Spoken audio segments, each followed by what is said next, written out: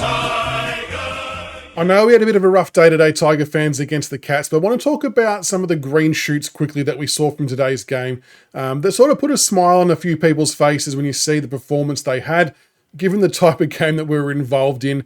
The first one I want to highlight is Sam Banks, who has put together a month of really, really good football, to be honest. 26 disposals, 6 marks, 6 tackles. I say only, but 350 metres gained. I've just been really, really happy with how he settled into this half-back role.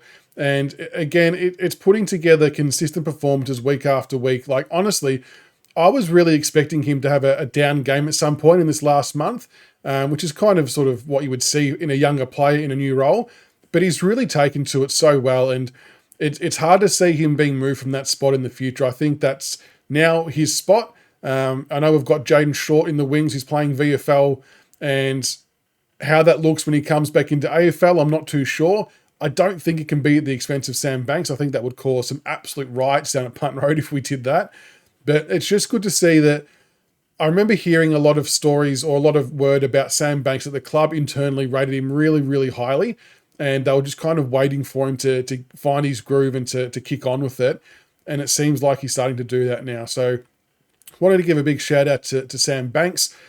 Ryan Mansell, 22 disposals, 8 marks, 2 tackles, and 3 goals.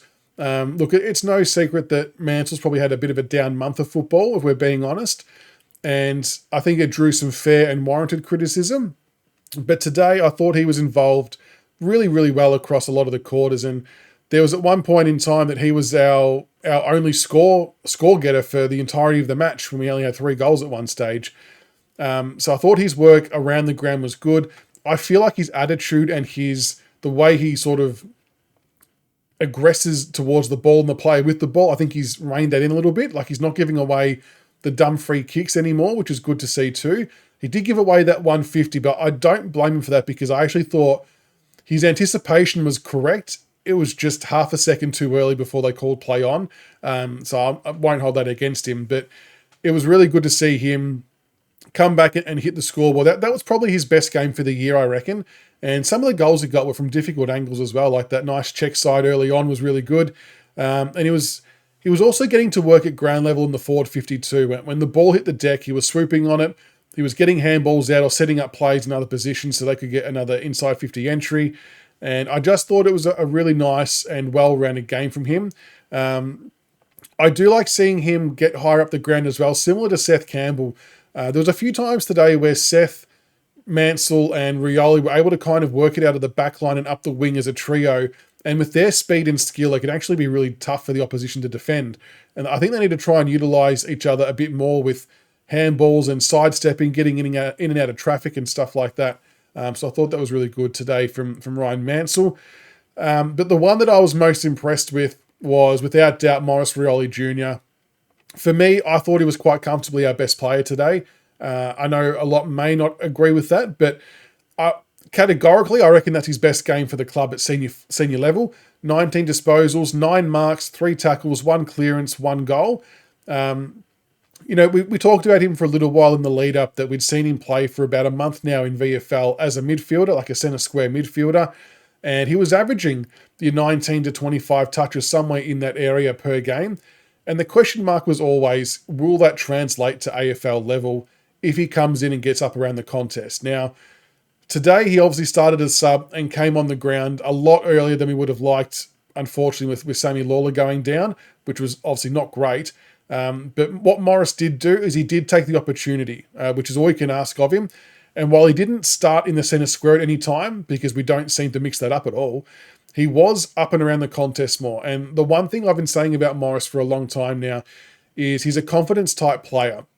So by that I mean, if we were to sub him on and play him as a deep small forward, with how our game style plays, he would be out of the contest for like 75, 85% of the game, would only get 6 touches and would all be saying he's got to get the axe. But when you put him up around the contest, around stoppages, like he was working up into the defensive 50 even and helping get the ball out, he gets 1 or 2 touches, he grows with confidence, gets 3 or 4, grows more confidence. And before you know it, he was zigzagging through players, taking off 45-degree kicks and hitting them in the middle of the corridor or going to the half-forward line. and obviously kicked a goal himself and then earned a free kick and Tom Brown took advantage and kicked the other goal. So I thought it was a really, really good game for Morris. And I know the calls are now going to be, well, we want to see it more consistently at AFL level. And I agree.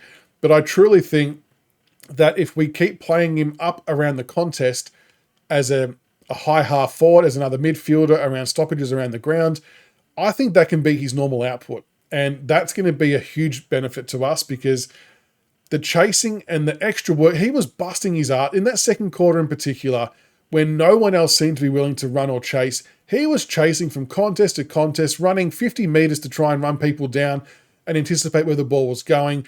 He was doing everything that you could possibly ask of him to do. And I think today was a big, big step forward for Morris Jr.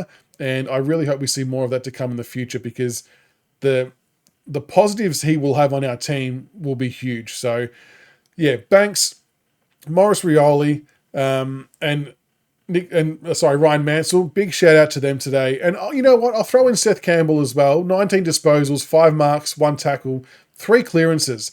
That's probably the one I want to highlight, the 3 clearances. Again, didn't go into the centre square for some unknown reason, but good to see him around stoppage. I think if we can have Seth and Morris up and around more stoppages, that gives us a bit more speed on exiting those stoppages, which is a good thing. And again, Seth has really upped the ante a bit in the last few weeks with his disposal count because there was a bit of a stretch where he was only getting like somewhere between 5 to 9 or 10 touches, which is sometimes okay for a small forward if 3 of them are goals. But if none of them are goals, it's a bit of a nothing game. So if he can start averaging 15 to 20 disposals a game and start getting the ball from contest and getting it out into space, that can be a big benefit as well. It's a bit of a new thing for these guys, and I hope we see more of it in the future because I think it's beneficial. So I do want to also give some love to Jonty Fall. Now, I know he missed a couple of goals today, but he did score one, which is really, really good for his confidence, and it was kind of some really good reward for effort for Jonty.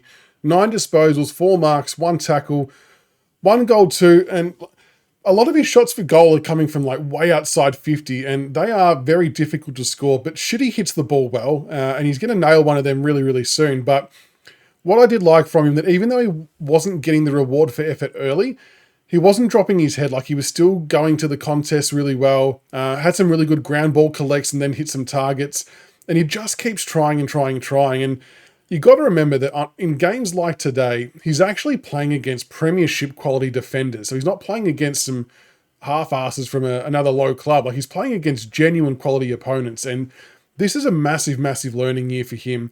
He's going to be a gem in the future, undoubtedly. And I just hope he gets some better reward for effort soon. I'd love to see him get some more marks closer to goal where he can convert his chances. I know it's really hard to manufacture these things, but even like next week against the Bombers, you'd love for him to take a mark 10 metres out, top of the square, opening goal of the game, and just slot it through and the crowd go wild just to really get his confidence up because his goal to behind ratio is not in a good spot, if we're being honest, but he's trying and trying and trying, and hopefully he can get a few more goals on the board. But yeah, Jonty Fall, look, has a crack every week, can't fold his effort, love his ground ball work. Nice to see him get on a end of a goal on the back of some really nice work from Morris Jr. up the ground. So hopefully we can see a bit more of that as the year goes on. They're the green shoot stories for today. Let us know what you guys thought in the comments below. What did you think of those players' games? Did you like what you saw? Are you happy with how they're progressing? Do you want to see more of it? Do you want to see them in the centre bounces? Keen to hear all of your thoughts. But I just wanted to post a video on some silver linings, some happier moments from today because there wasn't too many others. And those green shoots are always nice to see in the football. So have at it in the comments, and until the next one, go Tigers.